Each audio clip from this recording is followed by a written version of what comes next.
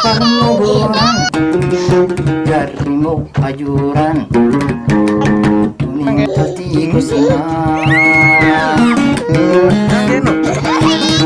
Hindi mamujaran Ijati sabat Rihilum titila Agitanda wilaya dawad Ganila jalaman nabat Tinahul jaman Agitanda wilaya dawad Ganila jalaman nabat